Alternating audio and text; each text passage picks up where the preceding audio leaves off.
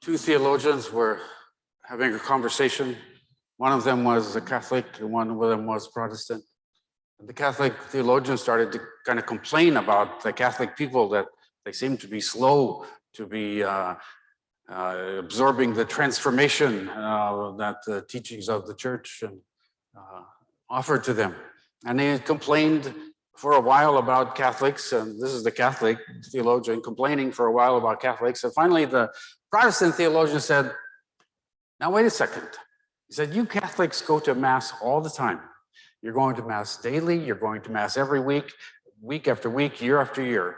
And he said to the Catholic priest, he said, don't underestimate the effect of all those Eucharists.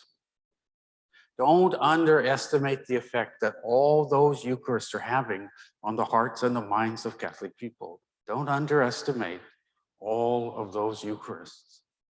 And I think that's exactly where we are today as we celebrate the body and the blood of Christ, because we can underestimate how much effect all those Eucharists are having on us. We can underestimate them ourselves, because we are called to become, we are St. Ignatius or St. Augustine, when he was giving communion to people, he used to say the body of Christ, but sometimes he would say, receive what you are, receive what you are, receive what you are. You are the body of Christ. And we can get sort of, really, I don't feel like the body of Christ. Maybe I made 3 steps towards that the other day, but maybe I took a couple steps back, and we can feel like, well, we can underestimate the effect that all these Eucharists are having on us. But what is the effect they're having on us? It's far more than we think, because what they do is we're not just celebrating a ritual here, celebrating the pattern of our life. So when we go out the door, we live a Eucharistic life. Our job is not just to celebrate the ritual of the Eucharist, which is wonderful and holy and a great gift from God that we're incredibly grateful for. But when we celebrate it over and over, and we don't underestimate the effect it's having on us, we realize that it's getting us to live a Eucharistic life. It's not, the Eucharist isn't just what we do here. We live a Eucharistic life. It's transforming us to live the Eucharist when we leave here. In our gospel, we have the 4 great Eucharistic actions that are at the center of every Mass. What Jesus does there in the gospel is he takes the bread, he blesses it, he breaks it, and he gives it. And isn't that exactly the cornerstone that every Mass is built upon? We take the bread, we bless it, we break it, and we give it and share it. And so what Jesus is doing in the gospel, that's what we're going to do. That's what we're doing here. Those 4 great Eucharistic actions, but they're also what not only transform the bread and wine here in this ritual, they are what transform our lives to live a Eucharistic life. So God, first of all, takes us. We don't, first of all, give ourselves to God. We can't give our lives to God unless, first of all, God has taken us. We don't get to take the first move with God. God always is way ahead of us and takes the first move. God gives us a desire to give ourselves to God, and then we go along with that, but we didn't decide to have the desire in the first place. That came in the first place. God made the first move. When I wasn't raised Catholic, and so at 35 I converted to Catholicism, and I started to notice, going to Mass, I started to notice there were 2 young priests, Peter and Paul, at my Jesuit priest at the parish where I was, and I started to look at them and I started to think, well, that doesn't look too bad what those guys are doing. I wonder. I mean, it seems crazy, but I wonder if I should think about being a priest. So I went to one of those diocesan retreats where you're supposed to, all the young guys are there and we're all supposed to be doing this. And they told us to make a decision tree. So I went home and I made my decision tree. So on the one line, one column, all the advantages of saying yes to becoming a priest, and then the other column, all the disadvantages to saying yes. So I started with the advantages. I got to number 3. Well, gee, I was expecting more. Okay, but 3. And then I went to the disadvantages. Filled the whole page, every single line down. Yeah, that's a problem. That's a problem. No, that doesn't look good. Filled the whole page, the whole column of disadvantages. So I wadded up that piece of paper and threw it in the basket. And I said to myself, I remember saying it quite clearly to myself, I don't have to look at that again. That's over. I will be a good Catholic sitting in the pews. I don't need to be up in front of anybody. I will be a good Catholic sitting in the pews, and I don't need to go to any more of those retreats, and I don't need to think about this anymore. It's over. And 2 weeks later, I applied to the Jesuits. And so I didn't give myself to the call to the, I got taken. First of all, God touched my life and said, I'll put a desire in you. It doesn't come from you. It comes from a love you don't own. It comes from the love that is a gift from God. And it will take you. And then you'll be able to give yourself to God. But first of all, I'm going to make the first move. It won't be your first move. I will be the one who makes the first move. And that is the way that God takes all of our lives. It doesn't have to be it doesn't have to be a big thing about a calling for the rest of our life. It can be every single day. God has given us a love in our hearts that moves us. First of all, we don't decide to have it. We decide to pay attention to it and to cooperate with it. God takes our lives, first of all. And then we give ourselves to God because we've already been taken by God. And so God takes us. God takes the bread, he takes us, he blesses the bread.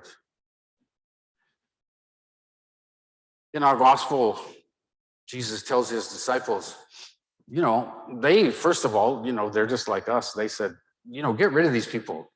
Dismiss them. Somebody else needs to feed them. Somebody else needs to solve this problem. It ain't gonna be us. And then Jesus says, oh, no, no.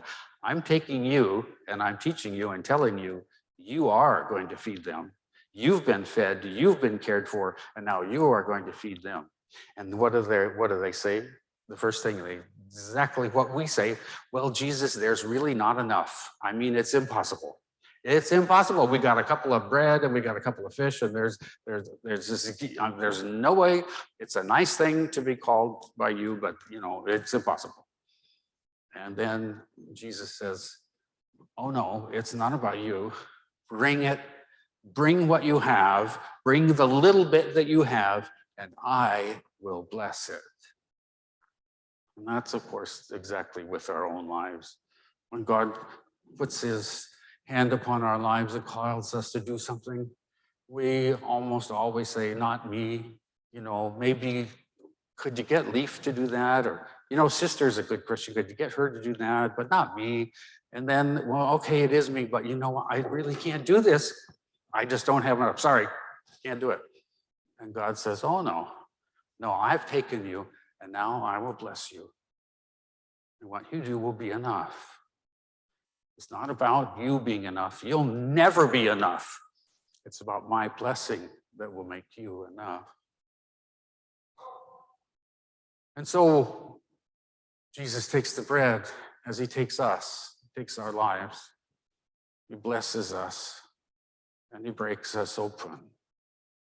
He breaks the bread. Why do we break the bread? Why do we have a big round piece of bread that we break at the Mass? Why don't we just break it up before we get here? It'd be a lot easier.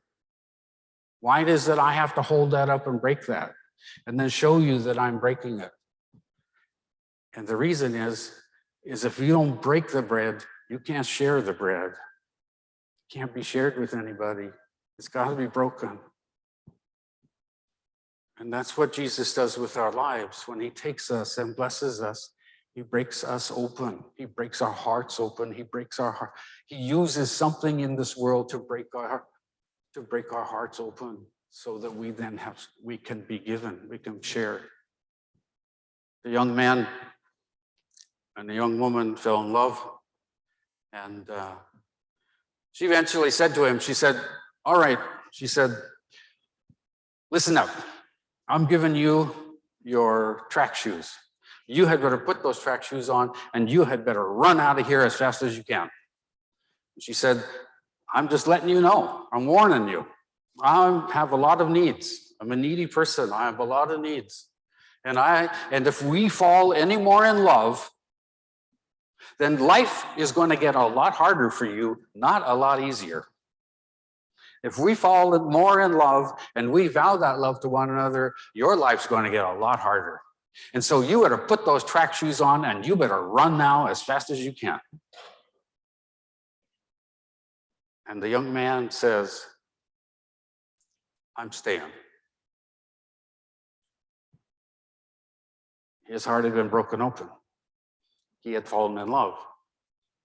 And he had been broken open. His heart had been opened.